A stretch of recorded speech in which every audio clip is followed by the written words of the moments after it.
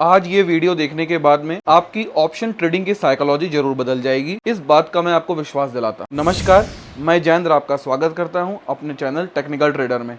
आज हम बात करेंगे ऑप्शन बायर और सेलर के बारे में, कैसे मार्केट में पैसा बनाना चाहिए, कैसे मार्केट को देखना चाहिए, किस जगह पे एंट्री लेनी चाहिए और कब एग्जिट करना चाहिए, कितना वेट करना चाहिए, इन सारे मुद्दों पे हम बात करेंगे।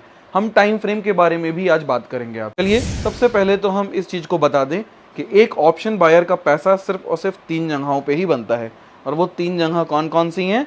नंबर 1 सपोर्ट, नंबर 2 रेजिस्टेंस और नंबर 3 ब्रेकआउट्स। इन 3 केसेस में ही एक ऑप्शन बायर का पैसा सिर्फ और सिर्फ बन सकता है। लेकिन सवाल क्या उठता है, ये 3 केसेस कब बनते हैं मार्केट में, ये किसी को भी नहीं पता होता है। इवन मैं भी इस चीज को नहीं बता सकता कि कब मार्केट सपोर्ट पर जाएगा या कब मार्केट रेजिस्टेंस पर जाएगा। लेकिन हाँ, मैं आपको ये जरूर बता सकता हूं कि कहां पे सपोर्ट है और कहां पे रेजिस्टेंस है। ये मैं ही नहीं बता सकता आपको, ये आप खुद से भी पहचान सकते हैं। लेकिन उसके लिए आपको थोड़ी सी मेहनत करनी पड़ेगी, आपको पढ़ना पड़ेगा। स्टीव नेल्सन की कैंडलस्टिक पैटर्न्स को कंप्लीट पढ़ना पड़ेगा। जब आप उसको पढ़ेंगे तब आपको ये कॉन्फिडेंस आएगा। जब आपको रिवर्सल पैटर्न्स के पीछे की साइकोलॉजी पता होगी तब आपको ये कॉन्फिडेंस आएगा और आप उस केस में खुद से सपोर्ट और रेजिस्टेंस ड्रॉ करेंगे और मार्केट को सही डायरेक्शन में ट्रेड करेंगे। सवाल ये उठता है कि जब हम मार्केट में एक सपोर्ट रेजिस्टेंस ड्रॉ कर लेते हैं उसके बाद भी हमें क्यों लॉस हो जाता है, उसका क्या रीज़न? ये मैं आपको एक लाइव मार्केट में ट्रेड की हुई मेरी एक वीडियो क्लिप है, मैं उसको एक्सप्लेन करना चाहूँगा और मैं बताना चाहूँगा कि उस दिन मैंने कितना वेट किया था और किस तरह से ट्रेड किया था, जिसकी वजह से मुझे एक profitable ending of the day मिली। चलिए उसको हम डिस्कस करते हैं। सबसे पहले तो मैं मार्केट के फ्रेम की बात करता हूं। जब बैंक निफ्टी 48,000 से 49,000 के बीच में चल रहा था तो मैंने देखा कि 47,000 पे कॉल का प्राइस क्या है, 48,000 पे कॉल का प्राइस क्या है। इन सबको जब मैं देख रहा था तो इसमें चेंजेस बहुत तेज हो रहे थे और मैं पकड़ नहीं पा रहा था।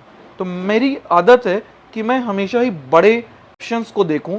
तो बड़ा ऑप्शन निकल के आता है 48,000 की कॉल, जिससे डिसाइड होगा कि मार्केट 48,000 से कितना ऊपर चल रहा है एक्चुअल प्राइस में। देखिए दोस्तों, मार्केट में जो ट्रेड होता है वो प्राइस है, ना कि पॉइंट्स है। बैंक निफ्टी जो चलता है वो पॉइंट्स के फॉर्म में चलता है, लेकिन जो उसका एक्चुअल प्राइस है वो कॉल ऑप्शन के प्रीमियम से निकल के आता है। अब अगर आप एट द मनी कॉल की बात करेंगे तो उसका प्रीमियम हमेशा ही ज़्यादा होगा, क्योंकि वो प्रीमियम है, वो एक्स्ट्रा पैसे पे कर रहे हो, वो उसका एक्चुअल प्राइस नहीं है। तो एक्चुअल प्राइस किसका देख सकते हैं आप? देख सकते हैं बड़े ऑप्शंस, जैसे 48,000 की कॉल, 47,000 की कॉल। जब आप इनको देखेंगे तो इनसे आपको एग्जैक्टली समझ में आएगा कि एग्जैक्टली मार्केट की पोजीशन है क्या। जैसे मान लीजिए मार्केट की अगर चाल या मार्केट इस समय बैंक निफ्टी 48,700 पे वर्क कर रहा है, तो 4700 की कॉल आप देखोगे तो लगभग 200 से 300 रुपीज़ की होगी। लेकिन अगर आप 48,000 की कॉल देखोगे तो उसका प्राइस मैक्स टू मैक्स 700 से 750 के आसपास होगा। मतलब प्रीमियम होगा लेकिन 20-30 पॉइंट का होगा, ज़्यादा प्रीमियम नहीं होगा। तो उससे आपको एक आइडिया लग जाएगा 48,000 प्लस 700 इट्स बिकम 48,700। तो इससे मुझे आइडिया लगता है। मैंने देखा, मैं टाइम के साथ आपको बता रहा हूं, मैंने 5 मिनट की कैंडल पे 10:28 पे 49,000 की पुट को देखा। मार्केट बुलिश था 10 अप्रैल को। उस केस में मार्केट ऊपर जा रहा था, पुट का प्राइस धीरे धीरे कम हो रहा था। मैंने क्या देखा कि 49,000 की पुट 10:28 पे 10:28 AM पे एक लॉन्ग डोजी का फॉर्मेशन करती है। डोजी का फॉर्मेशन करने का मतलब हो गया कि इसके नीचे जाना इसके लिए थोड़ा सा मुश्किल है, और अब वहां पे वो एक support zone lowest low of the doji निकल के आता है 149 रुपीज का।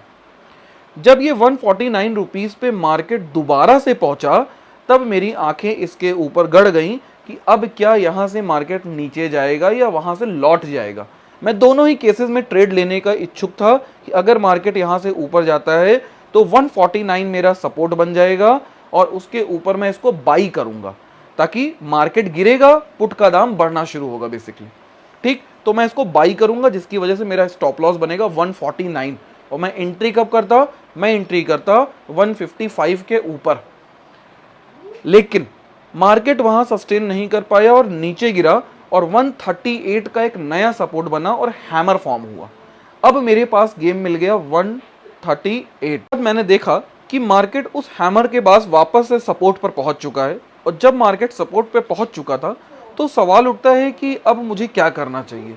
देखिए, इस केस में दो ऑप्शन बनते हैं, या तो मार्केट 138 के सपोर्ट से लौट जाएगा या तो हो सकता है वहां से ब्रेक करके नीचे चला जाए। तो मैं दोनों ही केसेस के लिए तैयार था। अगर मार्केट लौटेगा देन फिर मैं एंट्री करूंगा 145 146 के आसपास। 10 पॉइंट का मेरा स्टॉप लॉस रहेगा 138, क्योंकि मुझे सिर्फ इतना सा पता है कि मैं फिक्स कर सकता हूं स्टॉप लॉस, तो मैंने 138 स्टॉप लॉस सोच रखा था दिमाग में। लेकिन जब मैं देखता हूं कि RSI 30 के पास ट्रेवल कर रहा है तो इसका मतलब मार्केट में बायर्स की स्ट्रेंथ तो है ही नहीं। तो जब मार्केट 138 पे आया तो 138 को क्रॉस कर गया और जैसे ही मार्केट 138 को क्रॉस किया मेरे को ये समझ में आ गया कि अब मार्केट थोड़ा सा बेरिश चल रहा है, मतलब 49,000 की पुट बेरिश चल रही है, मार्केट बुलिश चल रहा है। अब सवाल उठता है कि करना क्या चाहिए। यहां से दो पॉसिबिलिटी निकल के आती हैं जो मैंने इसमें ड्रॉ कर रखी थी। एक, मार्केट हो सकता है वापस लौटे, फिर जो सपोर्ट उसने बनाया है 138 का उसको जिंदा रखते हुए उसको फिर से सपोर्ट लेके ऊपर चला जाए, ये एक पॉसिबिलिटी थी। लेकिन ऐसा नहीं हुआ। क्या हुआ? अब सवाल उठता है कि मार्केट उस पॉइंट पे था, 138 से नीचे गिर चुका था और लगभग ये 122 120 के आसपास पहुंच चुका था। तो क्या मैं एंट्री कर जाऊं?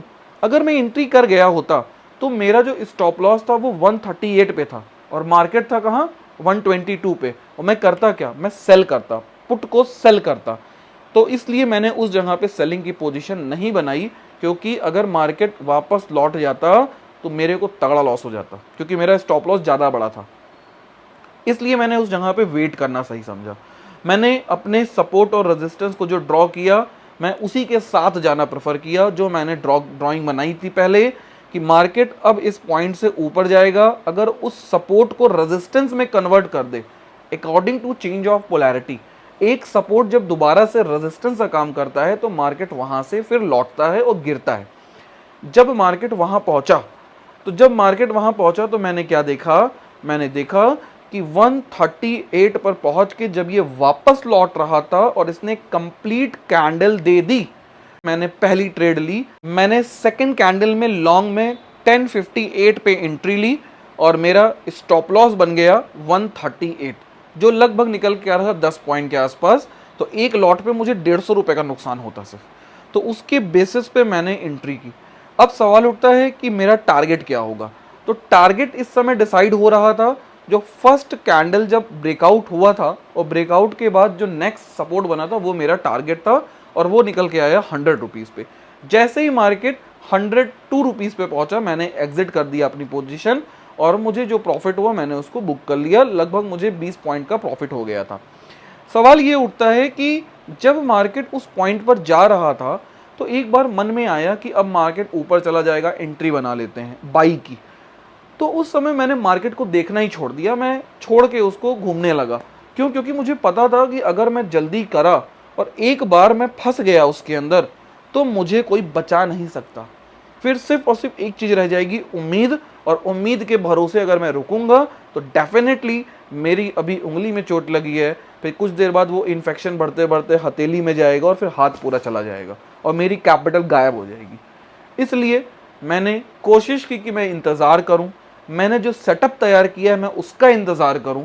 जब तक मेरे सेटअप पे मुझे ट्रेड नहीं मिलेगी तब तक मैं उसको ट्रेड नहीं करूंगा, चाहे मैं ऑप्शन बाइंग करूं चाहे मैं ऑप्शन सेलिंग करूं।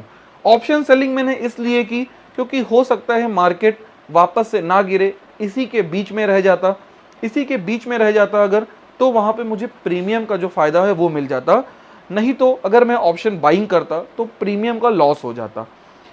आपके पास अगर पैसे कम हैं तो आप ऑप्शन बाइंग में अगर जाएं तो ऑप्शन बाइंग में जाने के समय आप हमेशा ही मार्केट के पॉइंट्स को ट्रेड मत कीजिए, आप प्राइस को ट्रेड कीजिए। आप अपना एसएल प्राइस पर लगाइए, ना कि मार्केट के पॉइंट्स पर लगाइए। इन बातों का अगर आप ख्याल रखेंगे तो जो अब तक आपके बेवजह के लॉसेस हो रहे थे वो धीरे धीरे कंट्रोल होंगे। और एक बार लॉसेस यार कंट्रोल होने सीख गए ना, आप कंट्रोल करना सीख गए ना बेसिकली, तो आपको अल्टीमेट प्रॉफिट बनेगा। फिर इतना आएगा कि आप संभाल नहीं सकोगे उसको। तो सीधी सी बात मेरी याद रखिए, अपना एक सेटअप बनाइए, उस सेटअप को किसी भी हाल में फॉलो करिए। अगर वो सेटअप ना बने तो मत ट्रेड कीजिए। Save money, earn money. इसी के साथ आज की सेवा समाप्त करेंगे। अगले सेशन में एक नए सेटअप की बात करेंगे और नई स्ट्रेटजी के साथ आएंगे। Thank you so much. अगर आपको वीडियो पसंद आया तो प्लीज़ कमेंट करके ज़रूर बताइएगा और लाइक कर दीजिए। आपका लाइक मुझे थोड़ा सा मोटिवेशन देता है और खुशी देता है। चलिए, बाय।